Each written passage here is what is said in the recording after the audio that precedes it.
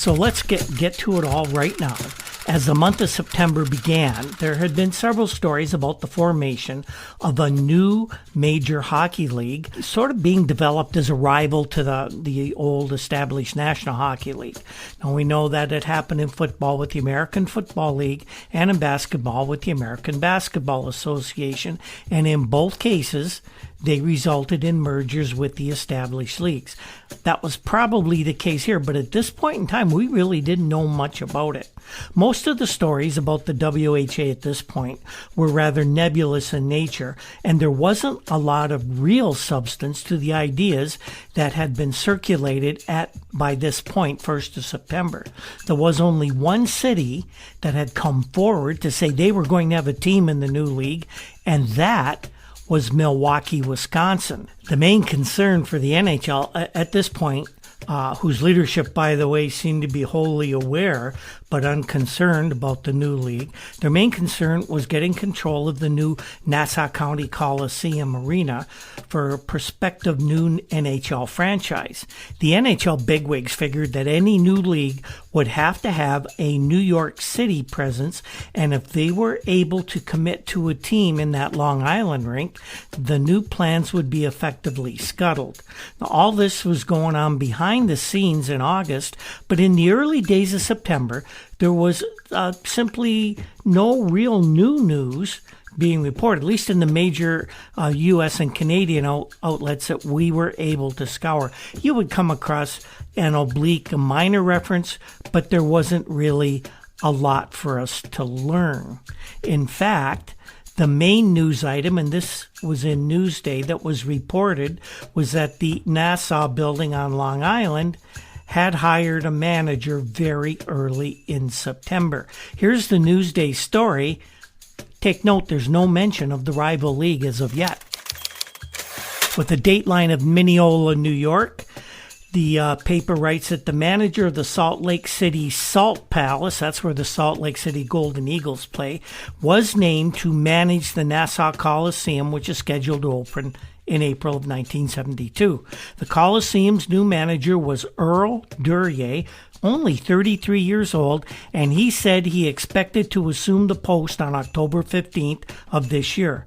The county executive of Nassau County, Queso, who made the appointment, said Duryea would be signed to a 3-year, $35,000 a year contract. This was a step in the right direction. Of course, the Salt Lake Salt Palace was a very successful arena from what we understood out in Salt Lake City. Duryea seemed to be very, I guess you could say, experienced. Although he was only 33 years old, he had spent most of his working life in this sort of position. So this was probably a good one. And the fact that he was already experienced with a professional hockey league in North America probably would bode well for the NHL's plans. Wouldn't be long before talks between the NHL and Mr. Duryea and County Executive Queso would begin. I found it pretty interesting that long before the idea of the rival league was being widely reported and accepted, the veteran sports writer and sports editor of the Windsor Star had actually discussed the idea of a rival league back on August 7th, and we want to give you a bit about what Jack Dolmage wrote in the Star that day. Under the heading, "The Game is Monopoly," Jack writes, while ownership elements of the National Basketball Association and American Basketball Association are trying to find a way, especially in the U.S. Congress, to execute a merger, the players' associations of basketball, baseball, hockey, and football were actually trying to prevent it. The game being played is monopoly, which is simply the business of owning everything, so that price control becomes tyrannical and opposition simply does not exist. Baseball, hockey, and football are working examples of price tyranny, and it is interesting, if not educational, to observe how they protect and perpetuate themselves against free agency. Expansion has been the major weapon that is as much as rapid expansion and established owners feel is necessary to hold off competitive challenges. Jack writes that a lot of people were pretty surprised when the NHL, instead of swelling gradually into, say, Los Angeles and San Francisco, which had been talked about for many years, we all know that, abruptly doubled the size of its membership in 1967. Yet the move was actually very logical. The NHL had waited until it was almost too late to head off the Outriders. The other major sports had long been on the move.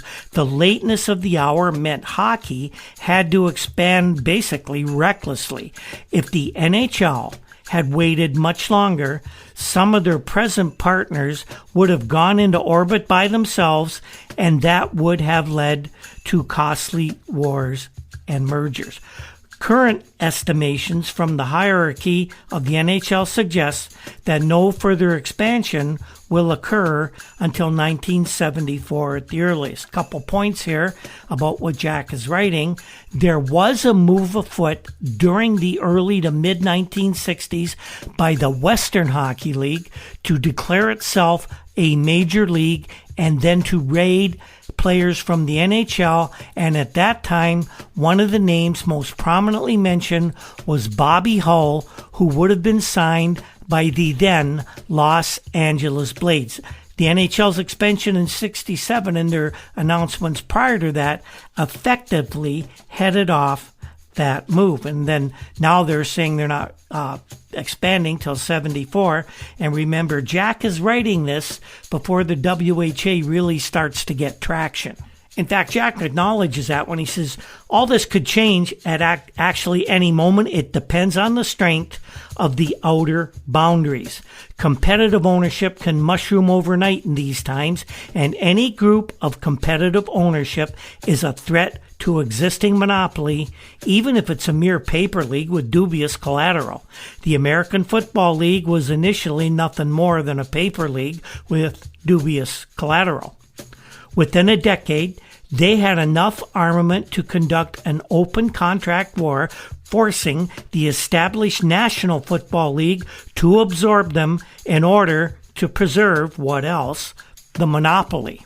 So Dolmage tells us that football and basketball leagues are fairly easy to construct because there is any amount of playing facilities available for rent from politically controlled sources. Hockey and baseball, however, are a bit tougher. There are still only a handful of major league hockey arenas, whether privately or publicly owned.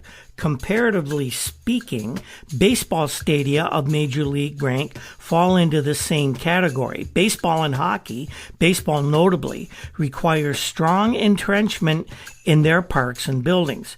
Recently, a group of American millionaires announced they'd be forming this sort of major hockey league involving considerable virgin U.S. metropolitan territory.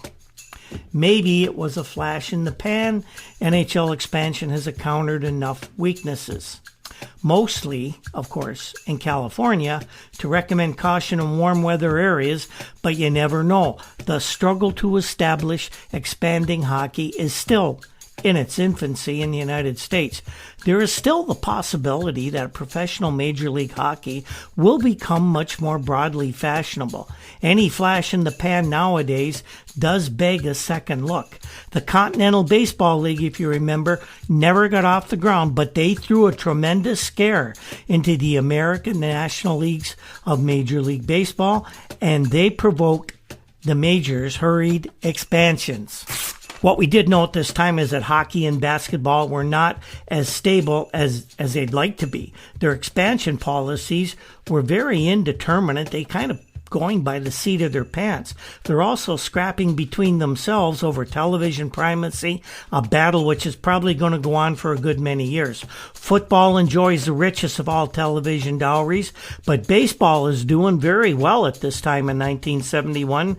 We're very, very far ahead of hockey and basketball. Jack says that the present partition between the two major basketball leagues can hardly go on for any great length of time, no matter how delighted the Players Association is, and a merger between the ABA and the NBA is inevitable and cannot be far off, and that would probably be the goal of a rival hockey league. And we're going to find out who's running this rival hockey league, and the names will be very familiar, won't they?